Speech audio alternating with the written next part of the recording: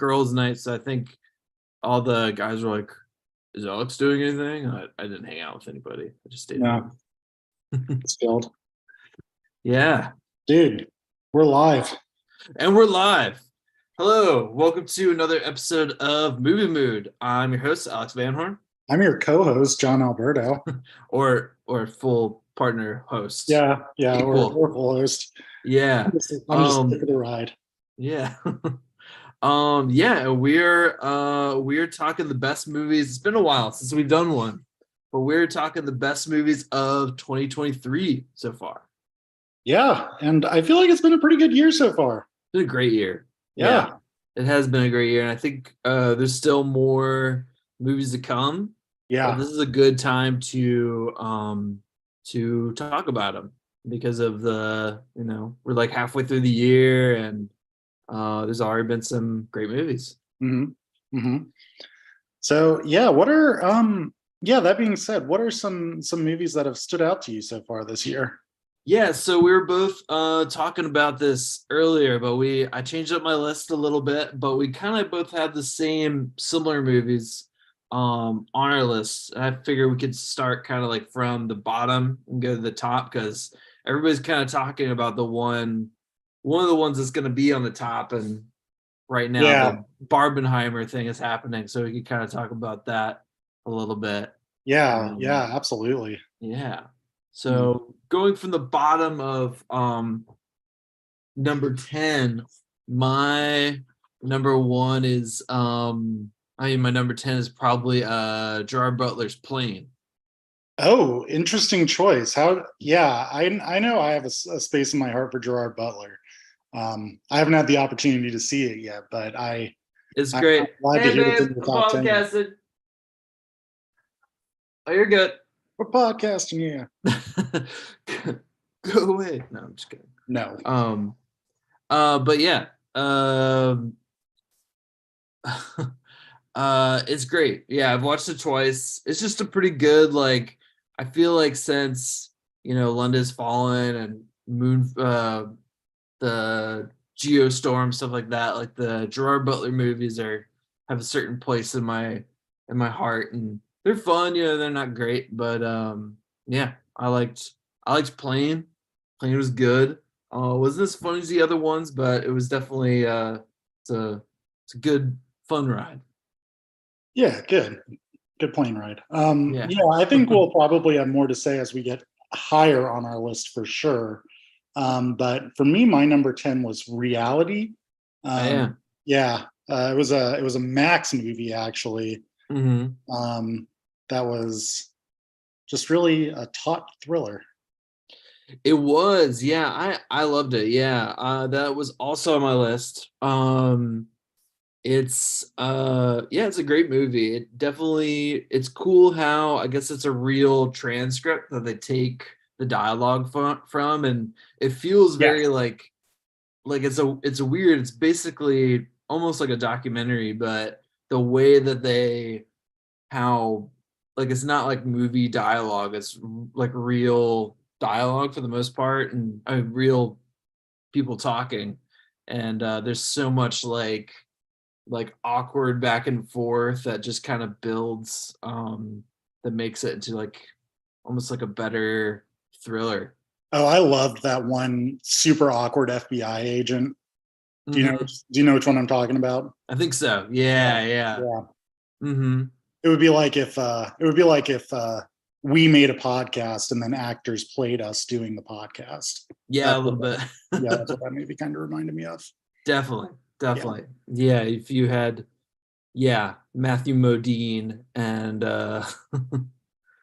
Yeah, Matthew Modine was the whoever. one. No, Yeah. I don't. Was No, it no, it Matthew wasn't Modine? Matthew Modine. He looked It like seems Matthew Modine. similar. No, I wanted him to be Matthew Modine, but it's he looked a lot similar like Matthew vibes. Modine. Yeah. Yeah, but yeah, no, it's amazing. Like the back and forth of everybody, and it took me a while because I didn't really know anything about the history of it. But kind of the slow build of the of what was happening. Like I wasn't sure, like, is this going to be a movie about like like a lady who's like falsely accused, or is this lady a spy, or like what? Like I didn't really know anything, or had forgotten the story, the true story of it. I didn't know it. I'll just Yeah, I'll just say it up front. I didn't know it was a thing that happened, and it I was a think I'd long years heard ago. I think I heard about like the leak or whatever, because it was around that time when like there's some like Russian leak or something because of the election, or it was like something that was like after it. It was kind of like an afterthought in the Okay. news cycle, but I didn't know anything about it Yeah. other than that. Yeah. I hear you. Yeah. Cool. Let's move our way up the list. What's number 9 for you, Alex? I would say my number 9 is actually Beau is Afraid.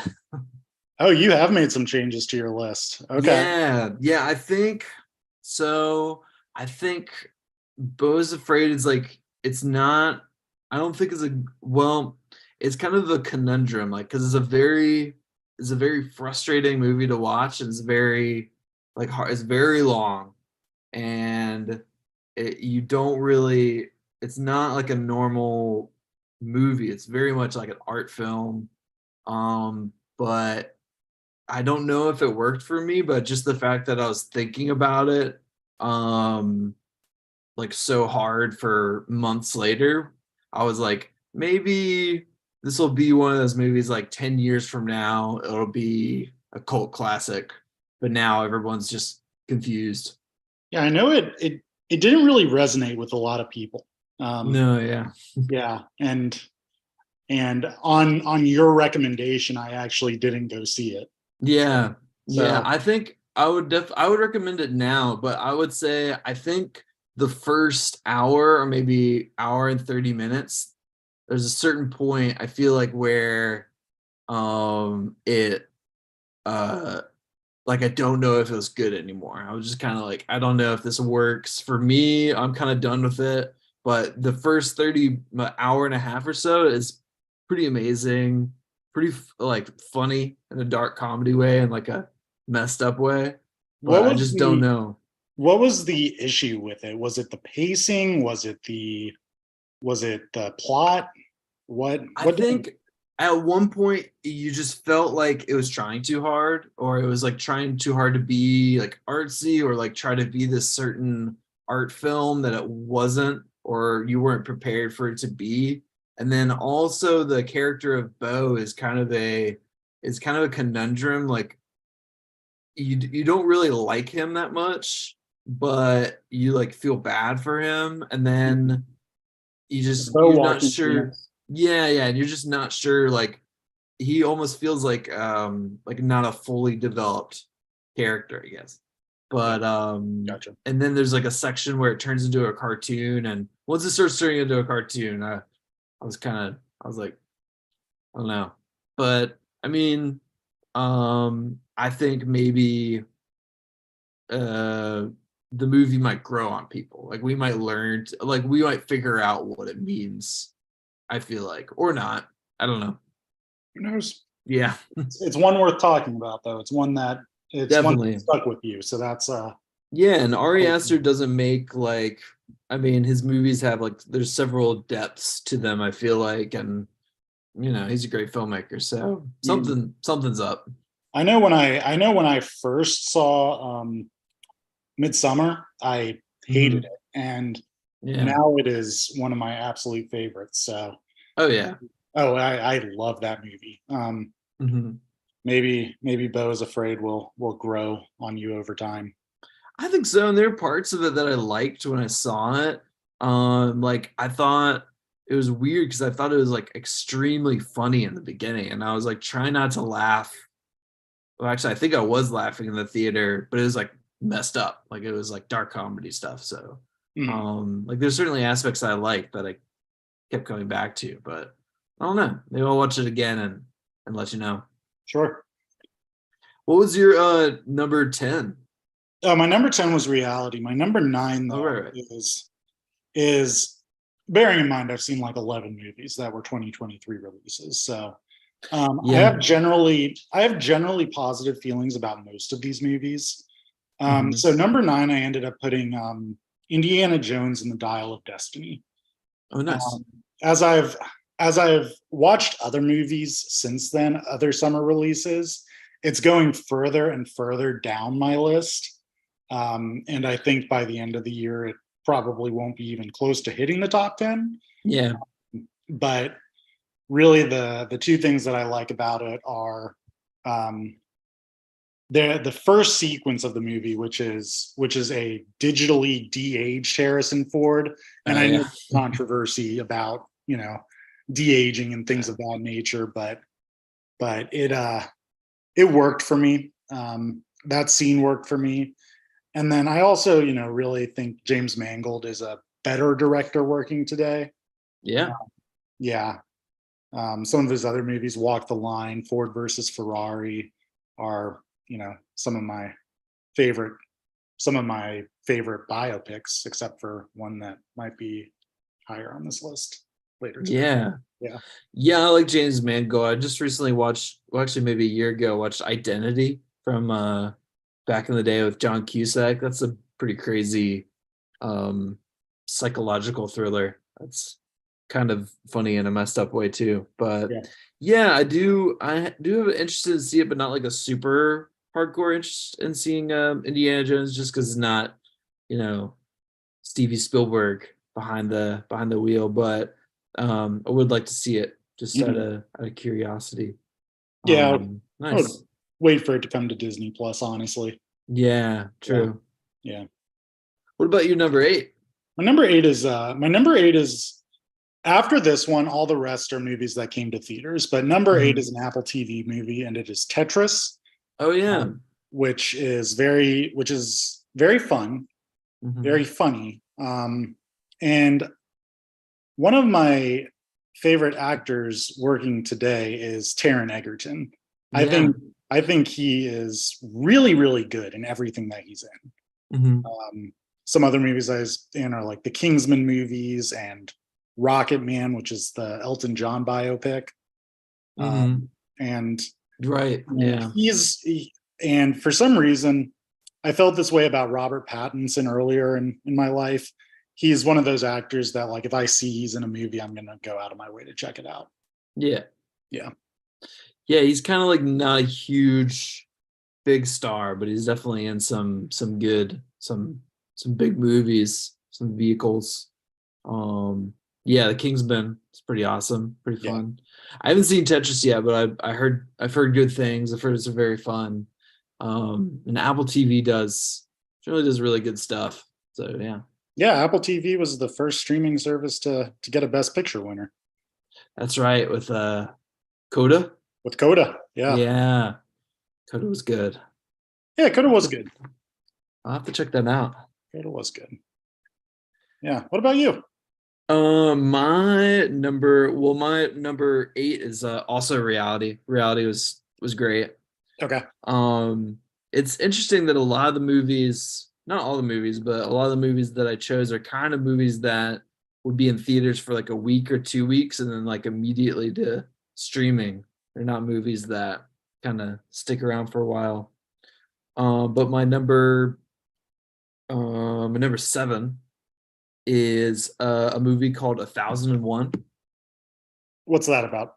So it is a movie. It's an independent movie, might be A24 something, but it's about a mother, a black woman who is she is just come out of prison, and she takes back custody of her son, and she kind of is trying to build up this life for herself where her son has this stability, and she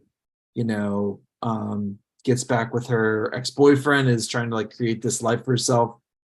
And it's very good. And I don't want to give away too much of it, but it's very much like it's like a good like New York indie flick that I heard about from different critics. But I would definitely was like the only person, maybe one other person in the movie theater with me seeing it. But very powerful, small indie film, that really blew my mind. It was very good. Very nice. And it's a lot about New York and like how New York has developed since like Giuliani and stuff like that. Okay, so like 90s into the present New York. Yeah, yeah. Interesting. And it starts to become the big theme of it is kind of like gentrification and like Mm, how it's impacted New York. sure. And yeah, that's my number 7. Very nice. Mm-hmm. My number 7 also has very serious subject matter like that, and Nice. yeah, it's Renfield, um, Oh yeah. which is a movie about Dracula's assistant, a horror comedy Yeah. that stars two very good Nicholases, Nicholas Holt and Nicolas Cage, Yeah. and it is a lot of fun. It's got kind of a silly side plot with like a crime organization, but watching Nicolas Cage as Dracula is worth the cost of admission. Nice. Yeah, Yeah, I feel like he's definitely would be perfect in that role. I love anything with Nicolas Cage, even a bad movie with Nicolas hmm Cage is a good movie. I feel like yeah, I heard good things. yeah, And I feel like he would be good just from all of his vampire stuff that he's done before. He would be a good Dracula. yeah. Nice. And then my sixth movie, and then going down to one. These are all movies that I feel really good about. Like Mm-hmm. these are ones that, 100% yeah, oh my gosh, fresh. they're awesome. So so number six for me is another sort of horror thriller movie, um, by a director that doesn't I don't think always gets his due. Um, and that's M. Night Shyamalan and Mm-hmm. Yeah. his movie Knock at the Cabin. Um, Yep. yeah. What are I almost think it's worthwhile to do a whole episode about M. Night, but um, Yeah. yeah, he's No, a I am. he's a incredible. He has an incredible eye. Yeah, for That's what sure. I've noticed about him is like the cinematography of his movies and even like the shows he's done like Servant and stuff like that are is absolutely beautiful. Sometimes the stories and like the characters and particularly the dialogue of the characters is like really goofy, Yeah. but it's like such a thing with his movies that it's almost charming at this point. Mm-hmm. Yeah, No, absolutely. Like yeah, I feel like M. Night Shyamalan does get a bad rep, but he's still like an auteur and he still like makes everything in like Philadelphia and I like love that. he's still an interesting like he's still good and like it's hard to compare like all of his work with like Sixth Sense or Signs like and he's especially had a strong comeback. I feel like especially with Old I really liked. We may have talked about before. Mhm. But yeah, we were talking about it earlier. Like Knock at the Cabin is really good. It's not what you expect it to be, and neither are a lot of his like newer movies. They're kind of like they go off of the trajectory of like what a M. Night Shyamalan movie is, but they're a little more they're a little better. Like they don't always have a twist, I guess. Right. Yeah, which is kind of his supposed to be his thing. But yeah, I love Knock at the Cabin. We're talking about how the dialogue, like he um pretty much all of his characters almost talk like middle schoolers from the 2000s. They're all like, dang it, or like, Yeah, they do say dang, yeah, don't they they? say dang Yeah. it a lot. Yeah.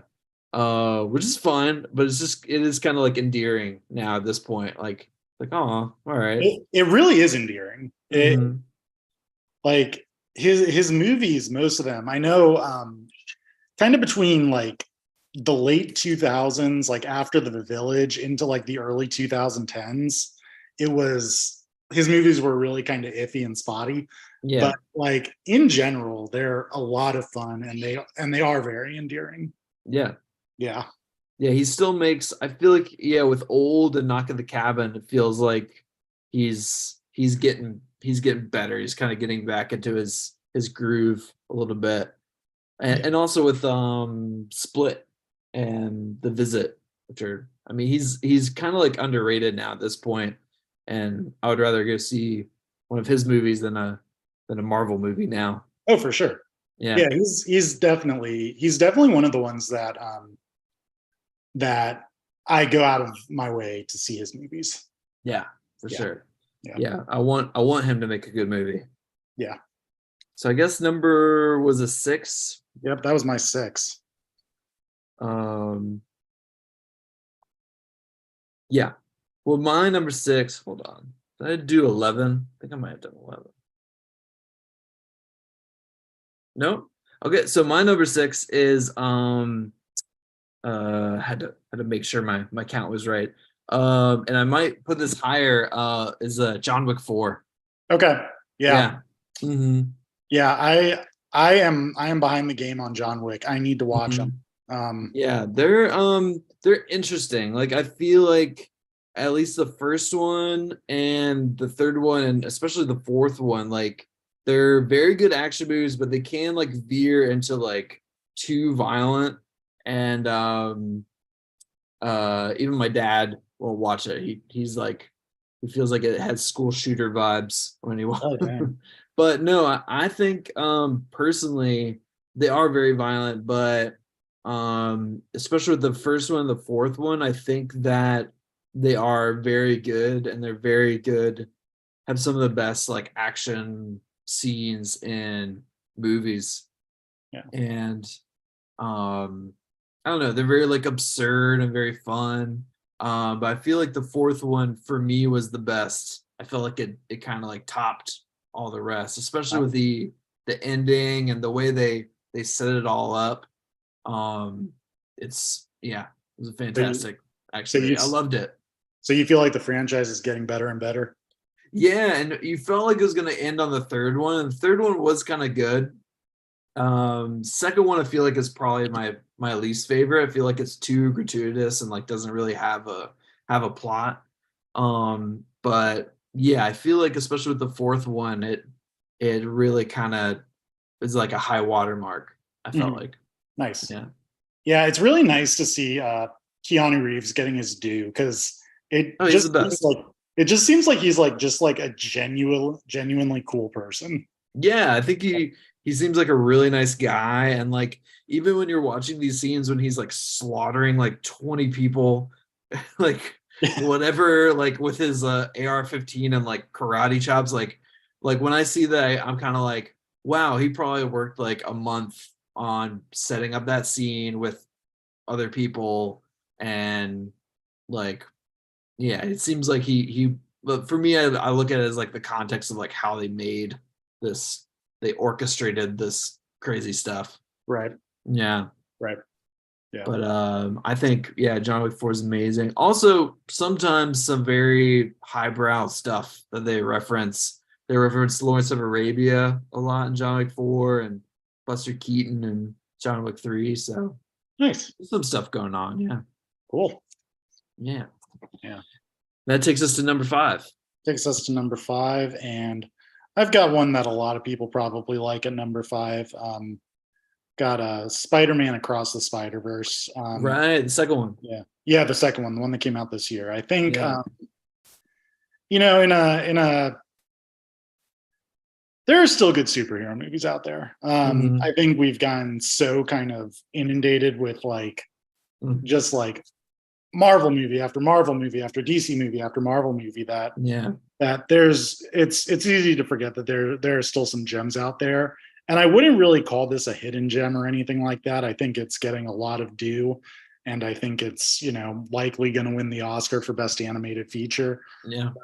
I it's it's cool. It's a 2.5 hour long animated movie. It's the Yeah. It's it's long. it's the longest animated movie ever made by an American studio. Whoa. Yeah, I didn't think about um, that. and really, really, this year I've been getting into a lot of the technical aspects of movies, and the animation in this is just Yeah. breath. I've heard it's really good. Yeah. Yeah, the animation is gorgeous. Mm. So exciting, fun adventure, and just gorgeous to watch on the screen. Yeah. I feel like there's almost a time when I went to go see it, but I decided I was gonna not go watch as many Marvel movies. But now I'll probably watch it. Yeah, it's worth the watch. I Yeah. mean, It's the different. It's not like the Avengers and Avengers of the trying to be the Avengers kind of thing. It's yeah. kind of its own. And I like the other Spider-Verse movie a lot. Hmm. Like, Hmm. Yeah. Yeah, don't sleep on it just because it's don't sleep on it just because the name Marvel is associated with it. right. Yeah. Yeah. And I mean, like, I like we're inundated with Marvel stuff, but there's been some good ones, and I like Spider-Man. Spider-Man's awesome. Yeah, Yeah. Spider-Man's rad. Yeah. Spider-Man's the common man superhero. That's right. Yeah. Yeah. Yeah. Opposite of Batman. Yeah. He's not yeah, he's not Batman or Iron Man. He's not a billionaire. He doesn't have Yeah. gifts from God like Superman. Yeah. He's just kid that got bit by a spider. Yeah. Cool. Spider-Man rules. Yeah, Spider-Man rocks. What about your number 4? What's your number 5? My number 5. Skipping. My number 5 was and this is in this area. I feel like a lot of these ones. I'm not really like certain on the number 1 movie yet, but I feel like the 5 are in there. Like it's a possibility. And my number 5 is Asteroid City. Okay. Yeah, Yeah. that's higher up on my list. Yeah. I might even put it higher up on the list, but a lot of these I feel like could be, switched around. Changed. Yeah. Yeah. But Asteroid City was great. I feel like it was a return to form of for Wes Anderson. I was Mhm. kind of I liked French Dispatch, but it wasn't my favorite of his stuff. I felt like some parts were kind of Yeah. weak. Yeah, I feel like his last great movie prior to Asteroid City was Grand Budapest. Definitely. Yeah. I like Isle of Dogs Yeah. was like charming, but it wasn't Fantastic Mr. Fox when it comes No. to animation. No. And then I haven't had the opportunity to see French Dispatch yet. I just kind of heard it was not Yeah. as kind of one of those pandemic movies. Definitely. Yeah. But yeah, Asteroid City's great. It's so meta. Definitely. Oh yeah, it's super meta. Yeah. Um Absolutely. Yeah. And I thought, I wasn't sure where I was going to go with that, but yeah, just like the play within the play aspect of it, I feel like it would go well with the Oppenheimer movie. I feel like they're very similar. Mhm. Just because they are kind of in the same like area of time with like the 40s and 50s and dealing with like kind of like McCarthyism and like that generation Sure. building up to like the 60s and 70s. Yeah, And very very different movies. We very should different movies, but they're like dramatically different movies. But yeah, but yeah, but in some ways kind of similar, I feel yeah, like. yeah. Yeah.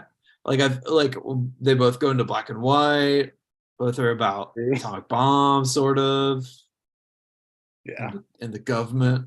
and the government. Yeah. Yeah. But for Asteroid City, I loved it. I loved seeing Tom Hanks in it. Mhm. Like great cast. Yeah, it was great to see Jason Schwartzman in like a lead role too. Yeah, it's been a while. Yeah, Yeah. I think the last time I saw him in like a lead may have been actually like Rushmore. You know, Yeah.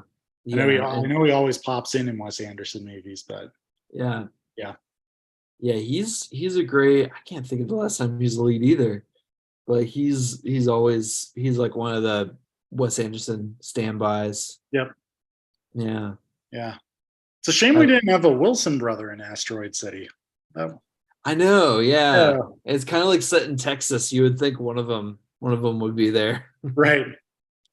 Or Right. not Texas, I guess, but New Mexico. Mhm. Yeah, it's too bad. I think apparently I heard that Bill Murray was supposed to be in it. He was supposed to play one of the roles, but apparently he got COVID. So Oh, dang. I yeah, wonder if he was going to be Tom Hanks's character. I think it was going to be Steve Carell's character. Oh, interesting. Okay. Yeah, Yeah. but it was definitely fantastic. I remember, um, yeah, I just felt like it worked better than probably around the same level as Grand Budapest. I had laughed out loud when it said Jeff Goldblum as the alien. Hmm. Was hoping that he had showed up. Yeah. Yeah. Good stuff. But yeah, what's your number five? My number five was, we're gonna get our counting there. My number five was Spider Man. Oh, right, My four. number four is Creed 3. Oh yeah, Yeah. Um, the Rocky franchise is one of my favorite movie franchises of all time. Michael B. Jordan is one of the best actors working today. hmm, Um, turns out he can direct too. Um, yeah, yeah, exciting, fun. That's what I have to say about Creed 3. yeah. I liked it a lot too. It was almost on my list. And I don't know if I liked it as much as the first Creed, but it was cool to see Michael B. Jordan directing his Hmm. first movie, which is sick. There's some crazy the fight scenes, the way that they're done was really interesting with the Yes. slow-mo. I thought that Yep. was interesting. And the kind of And in your head, in your mind kind of yeah, moments. Yeah, I thought it was cool. yeah. Sometimes, yeah, for me, I like Rocky a lot. But sometimes with some of the fight scenes, if I'm not like super invested, Mhm. sometimes I uh won't be paying attention as much, but I felt like the slow-mo was cool. Yeah. Yeah, usually I'm more into dialogue driven movies, but every so often Mhm. I just want to watch a Rocky, you know. Hell yeah. That's Yeah. what's up. Yep. Yep. Yeah. Oh, also, well, I think it was like one of the first Rocky movies. I don't think it had Stallone. No, it was the first one Yeah, without Stallone. which So is it's cool. kind of cool to see like this franchise, to see that this franchise, which I love, and Sylvester Stallone played the biggest role in, evolve beyond him. Yeah. Yeah. And like Apollo Creed was Apollo Creed was my favorite of Rocky's opponents turned Yeah. allies, and it's cool that they can continue a story about his legacy and that dynamic. Yeah, it's a cool evolution. Yeah, Yeah. very cool evolution. Yeah. Michael B. Jordan. I'm behind it 100%. Hmm. I remember I was talking to one of my students about it. He was like, some of the sad parts were kind of corny though. And me and this other teacher were like, you're right. Some of the parts were like, I think there's like a funeral scene that I can't remember, but yeah, Yeah, it's still a good one, fun one to see in the theaters. nice. Yeah.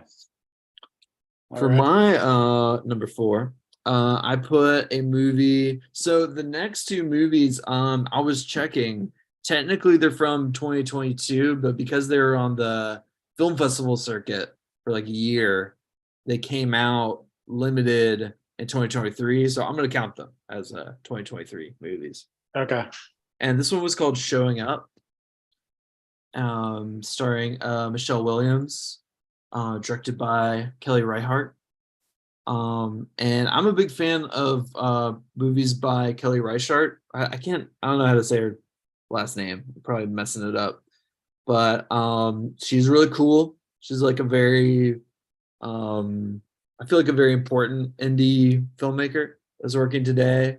Um and Michelle Williams and her kind of like Michelle Williams is kind of like her Robert De Niro or Toshiro Hmm. Mifune. A lot of her movies have her in it, and um, I felt like it was just a very chill movie. I saw it pretty recently, um, and I feel like um, her movies, not all of her movies, but a lot of her movies are like because they all take place in Portland. Like I feel like her movies are like more elevated episodes of Portlandia. Oh, nice. Yeah, I feel like they're like not all of them, but some of them are like Portlandia episodes, but with more intention, less funny, Yeah. kind of funny still. but yeah, I feel like that one's going to be probably pretty underrated. A lot of her movies are pretty low budget. What was the other 2022 release you saw? The other one was called Master Gardener. Okay. Yeah, and that is the kind of, I guess we could consider it the ending of the trilogy that Paul Schrader started with First Reformed, and the second one being the Card Counter, and this one kind of tying it up. And it's different, I think, in plot and in the way that it um deals with its theme. I think it's different than the first two, but it's still great. It's Great still, cast. oh yeah. Um Great cast. We both love Joel Edgerton. We do. That's the other Egerton I really like. Yeah. He's great in it. I feel like it was, another one of those movies. I love the movies that are like they're in the theater for 1 week and then kind of gone. I caught Right. it in the theater. Um, and you can check it out on streaming. And I just think it's so cool. Like, and I also like kind of follow Paul Schrader's Facebook page a little bit. I just think it's cool that he's in his 70s and he's just making his best shit. Like, Yeah. and yeah, it's very cool. Yeah. Good stuff. Good stuff. What about your number four, number three? Well, number 3 is Asteroid City. We already talked about it. And then, Move on. yeah, so we'll move on. Man, I wish I could have 2 co-number ones. I guess you could do that. Yeah, I think I will Yeah. do that. Let's break the rules. Yeah. Yeah. So the first one, my first co-number one is Mission Impossible. Hmm. It's a very long movie. It's both my number ones are very, very long movies. Hmm. But it does not feel long at all. And the stunt work and the pacing, and you talked about how John Wick is like evolving from movie to movie. I mean, Mission Impossible Yeah. has been around for 27 years. And that was a TV show. And it was a TV show, but yeah. The Tom Cruise Ethan Hunt franchise has been around for like 27 years, Yeah. It started with like this like quirky Brian De Palma movie. Yeah. And that movie is quirky. I just rewatched it. It's quirky, but it's also like I feel like De Palma, and it doesn't really translate to now, but I mean he was making a Hollywood movie. I mean that's very much, and I think it's changed now. Like there's probably way more stunt work and way more like fight scenes in movies now, but that was I feel like a traditional, even though it is quirky and like Brian De Palma, but yeah, it is quirky. And I like it reminded me like the first one reminded me of like Carrie, like with his camera angles and stuff like that. Brian De Palma. But yeah, exactly. But yeah, I don't generally go for action movies. And I always come back to Mission Impossible. I think it's the practical stunt work. I don't know if that's what I mean. I'm not going to act like it's like, the most original content or the best story in the world, but I think that, with, so much kind of generic action these days, like in the Marvel movies, stuff like Or that. Fast and Furious or something. Or Fast and Furious. It's always special to see an action movie with practical effects and even comparing it to like Top Gun Maverick last year, like the stunt work that Tom Cruise does, that he puts himself This is dangerous. It's incredibly dangerous, and he makes it work. Yeah, 100%. Yeah. Let's go, Tom. I like Tom. Yeah. Wonder if he's gonna go on strike. I mean, he has to, right? He has to. Yeah, he's in the Actors Guild. Isn't aren't the actors on strike too? Yeah. Yeah. Yeah, I really want to see it. I haven't seen it yet. But the Mission Impossible franchise is pretty crazy. Yeah. That's another one that's just, I feel like has changed from director to director, or from, whatever era to era. I don't know how many there are. How many are there now? This was the seventh, Wow. number seven. I was gonna guess eight, but Mhm. yeah, that's wild. Yeah, it's kind of gone through its iteration. Like there's the Brad Bird one. I remember that was really good, and Mhm. 2012, and the first one I really love, and um the I what's think that? the last three have been directed by Christopher McQuarrie. Yeah, yeah, and he's like a big go-to for Tom Cruise. He Yeah, makes a lot of the Tom Cruise vehicles.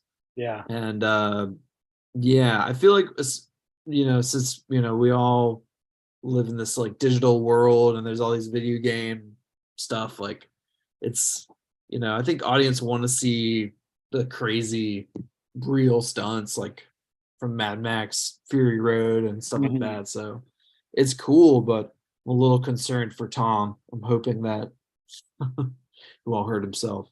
I know. And like the tropes are always there now, like Tom Cruise riding a motorcycle, Tom Oh Cruise running. yeah. Those are Yeah. like long shots of Tom Cruise running. Those are I know he's going. always He's there an now. athlete. He looks great. He is an athlete. He's Yeah. yeah. I Uh, can't wait to see it. like 61. Yeah. Yeah, Yeah, that's crazy. I know. It's remarkable. As Scientology has aged him well. My number two is a little different. I picked the movie Joyride. Okay. Tell me It's about Joyride. it's really great. It's by some of the people that did Crazy Rich Asians, but it's Okay. also produced by Seth Rogen. So it's very much, I feel like, has a Bridesmaids vibe, and hilarious movie, great movie. Great, movie vehicle for Ashley Park and the woman from Everything Everywhere All at Once. Like, it's a very good, like, buddy comedy. Um, yeah, I loved it. I saw the trailer for this, and I Yeah, put it on my I put it on my Letterboxd watch list. yeah, Yeah, yeah. yeah. It was fantastic. I think, yeah, yeah, I really thoroughly enjoyed it. And I don't know if it's gonna stay up there in the top realm, but I would watch it again easily. Nice. Yeah. Well, yeah. Which Let's go brings ahead and us, talk about the movie yeah, that we need to talk yeah, about. Yeah. talking about Oppenheimer. Let's talk about Oppenheimer. Some Op Oh, boys here. oh my gosh. Yeah, so we both saw it. We both watched it. Everybody's, I'm sure, talking about it, or Yeah. the other movie. Um, yeah, let me hear your thoughts on it. Oh my gosh. Okay, so I I went to see Oppenheimer. I really, really wanted to see it in IMAX. Yeah. And I'm very, very glad I did. Mhm. Not so much for the visuals, but for the sound, actually, which I'll get to in a minute. Okay. Yeah. So I saw it in IMAX. So I had to find a theater like 45 minutes away from me at like 10:30 at night. Hmm. And so I got home from Oppenheimer at like 2 o'clock in the morning, right? Because it's a very Hmm. long movie. So like when I got out of the theater, I was like, that was great, but it was so long. And every day since then, I've been like, oh my gosh, Oppenheimer, this movie rules. Yeah. This Yeah. is I feel like the more I thought about it, because it has gotten, I was a little worried that I was getting overhyped, because yeah. like Paul Schrader was like, this is the greatest movie of the century. I don't know yet, but it's a pretty big deal. It's a really big deal. It's got Um, elements of some very good movies that I like. yeah, I Yeah. agree. But what Mhm. elements would you say that it has? So in my Letterboxd review, you Mhm. all can follow me on Letterboxd now. Yeah, let's add our letterboxes on Yeah. there. I said it. So it's a biopic. And it gave off vibes of one that I really like that a lot of people didn't really seem to it really didn't seem to resonate with, and that was Not for First me. Man, the Neil Armstrong movie, Hmm. and then The Social Network. And yeah, it's a highly dialogue driven movie. Mhm. with a few scenes, in between. But it's fast, it's clever, uh, Mhm. it's smart. Yeah, it's terrific. Um, Yeah. I don't know where it is in my ranking of Christopher Nolan movies, but it's on the higher end for sure. Yeah. Yeah. Um, Yeah, I felt like, oh, when it came out, it kind of reminded me of when The Dark Knight came out, and it was just like, whoa, there's like a lot of hype for this, and like this is a big deal. And it came out, and I was like, oh, this is a big deal, and that's why I feel like I feel bad, but I just hate like a bad Christopher Nolan movie like Tenet, or I mean the strong feelings I have for like Tenet or Dark Knight Rises. I just feel like it's because I'm like I I know that his movies can be better. yeah, But yeah. this is definitely one of those movies, and like the cast is insane. The fact that like how they tied in the historical stuff with like um this entertaining story, and it felt, even though people don't talk about nuclear war, it felt really relevant today. And the way I felt about it was like, it doesn't have to be about nuclear at this point in human history. It doesn't have to be about the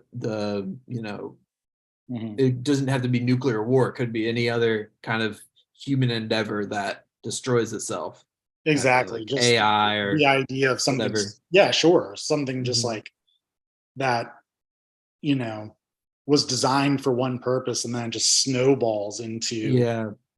into, something completely different. And, it seems like, based on the movie, like Oppenheimer truly believed that by creating this, he would end all war, Yeah. all And war it's forever. and in some ways, he's stopped some war, I feel like, but it's also created. I'm reading the book too, so I'm also Yeah, getting like, American Prometheus. yeah, Yeah, yeah, I'm almost done. nice. But yeah, it's a lot. And it's crazy how much like pretty much everything from the movie, I was like, oh, that's from the book. That's from the book.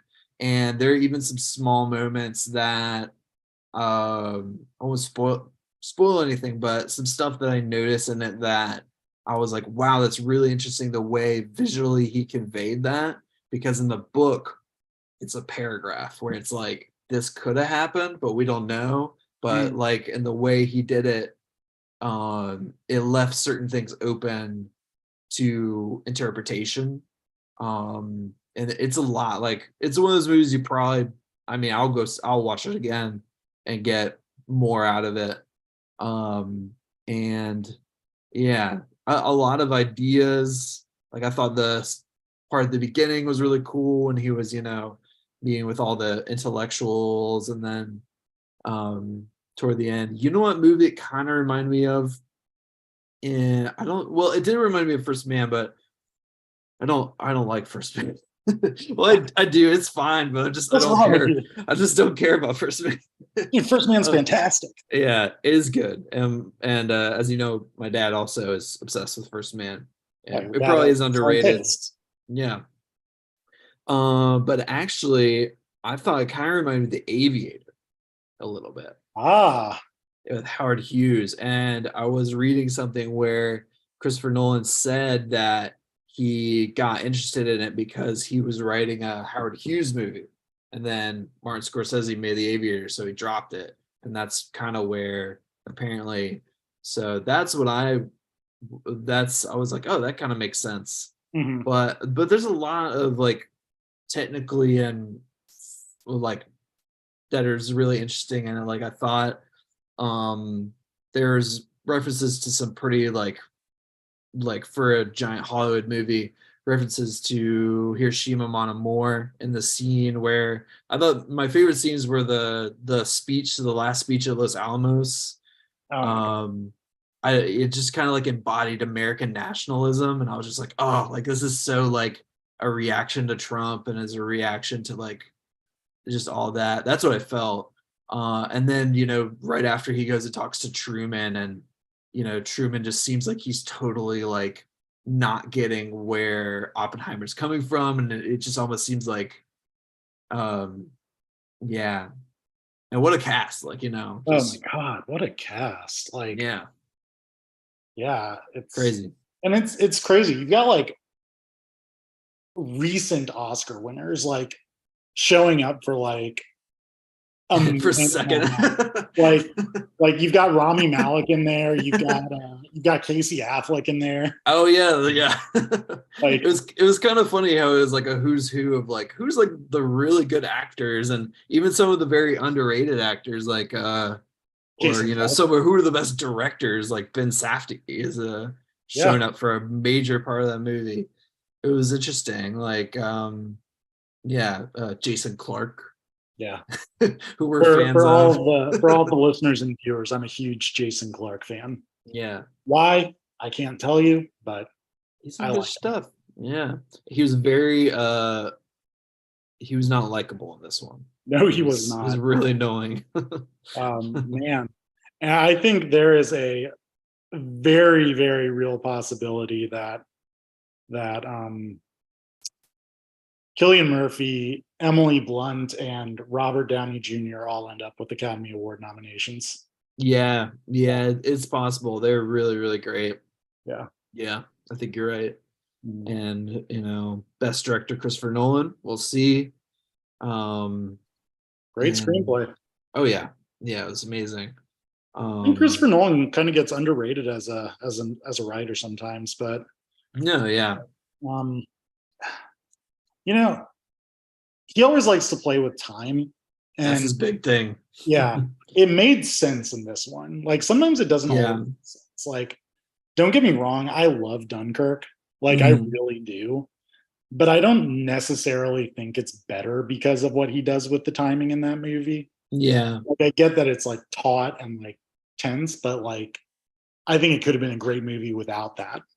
Um, Yeah, it took me a while to figure that one out too, but I did because of I think it was the black and white, like the way he differentiated. And I think it was only really two narrative strands, but those narratives would go yeah, different fusion and fission. places. Yeah. And I just read in the book, they talk about fusion and fission. Fusion is for the atomic bomb, I guess, and fission is for like what they were thinking was the super bomb. So that's how they it's like Cold War and World War II almost.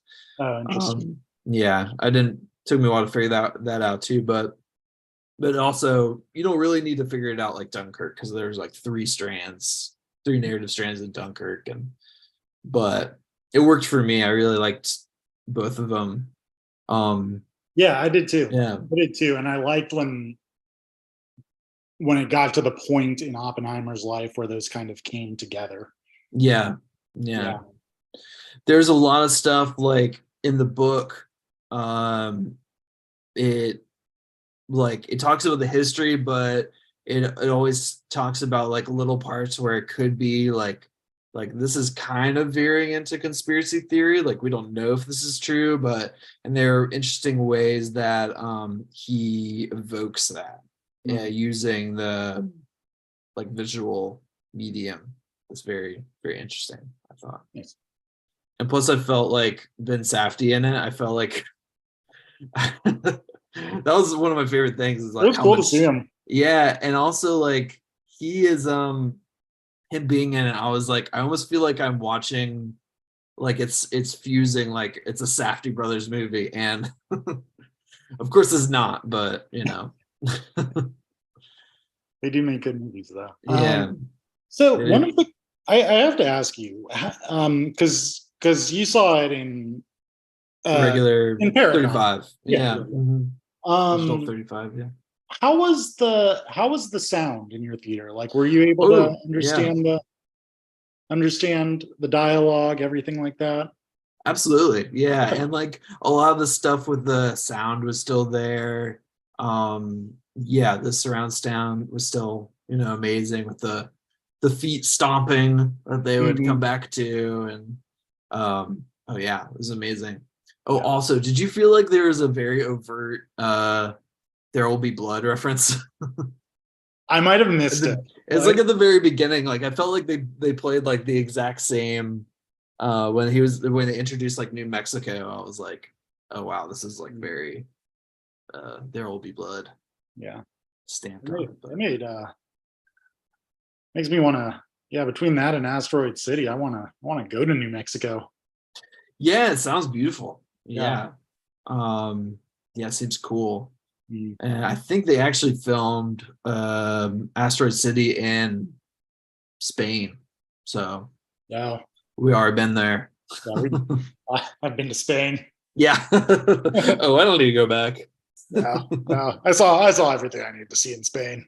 Yeah. Yeah, I But will. yeah, no, Oppenheimer, and we haven't seen Barbie, which No, I'm forbidden to see it, but I would like to. you're forbidden. Yeah. Oh, No, sorry to hear. it's not true, but Did you um were there many Barbenheimer people in your theater? there are the theater was like super Barbie themed. Like Yeah. Paragon, like everyone was wearing Barbie Were shirts were and people like dressing up? yeah. Okay. Oh yeah. Yes. Yeah. And they had like pink balloons everywhere. Yeah. Yeah. But it's been cool. And I think it's especially like it's gonna be interesting like this year. I think there's gonna be a lot of good movies, but at some point it's gonna be interesting to see where the writers and actors strike starts. I'm like, oh, there's no more stuff to watch. Absolutely. Yeah, There- There's so much stuff out there. I know. This it'll let us catch up. Yeah. Yeah. What the last writer's strike was in '08, I think. Yeah, I think so. Yeah, Yeah. Yeah. I remember as a result, we ended up getting some strange movies. But yeah, yeah. yeah. In like 2009 or something. Yeah. Do you remember the Daniel Craig James Bond movie Quantum of Solace? Oh yeah, it Yeah. was so bad. It was, it was so strange. Well, it's kind of cool, but it was like, yeah, it was not that It was strange. good. Yeah, Yeah. that's true. That's true. We're Um, gonna get some weird ones in a bit. yeah. Written by AI. Oh god. Oh gosh. Well, I think that sums up our 10 movies so far, but I'm sure by the end of this year we'll have way more. Yeah, I think we will too. I think this will certainly not be my end of the year list. Mhm. But it might be hard pressed to find a different number one, but I always come into everything with an open mind. So yeah. Yeah, Killers of the Flower Moon. Ooh, true. Yeah, and sorry for the sidebar here, but that new trailer is so much better than the first trailer. Oh, I haven't seen that. Oh, you didn't get a trailer for it before Yeah. Oppenheimer? No. Mm-mm. Oh, For okay. Flowers of the Killer Moon. No, but I'm stoked irregardless. I'm ready. Right on. Yeah. Cool. Cool. Well, that sums up this episode of Movie Mood. Thanks for watching. Thanks for listening. Follow us on Letterboxd. Yep. Like, follow, subscribe. Oh yeah, we'll put those links in